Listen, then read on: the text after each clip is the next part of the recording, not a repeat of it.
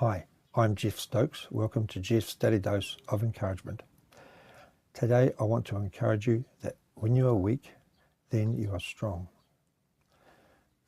That statement comes out of a couple of verses in 2 Corinthians, chapter 12, verse 9 to 10. And Paul was struggling with a thorn in the flesh. But we can have different struggles, not the specific thorn in the flesh that Paul had, but other struggles in life that come upon us. Or sometimes, we can even, if things are going well, we can afflict ourselves in fasting and that, and put ourselves in a weakened state and things like that. But the words hold true for whatever affliction comes upon us or comes towards us in these verses. And it says, and in verse 9, this was the Lord speaking to Paul, and he said unto me, my grace is sufficient for you, for my strength is made perfect in weakness. Most gladly, therefore, will I rather glory in my infirmities, that the power of Christ may rest upon me.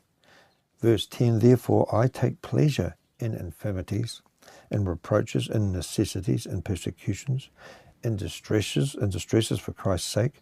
For when I am weak, then am I strong.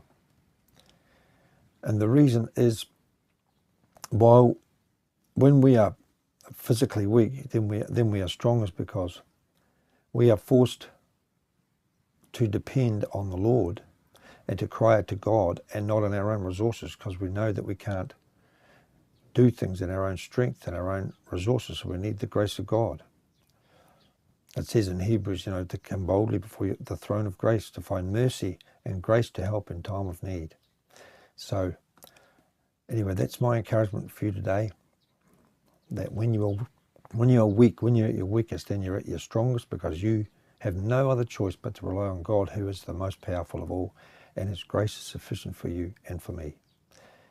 If you don't know the Lord Jesus Christ, if you confess with your mouth the Lord Jesus and believe in your heart that God raised him from the dead, you will be saved. For whosoever shall confess that Jesus is the Son of God, God dwells in him and he in God. And it's by grace, it says in Ephesians 2, by grace you are saved.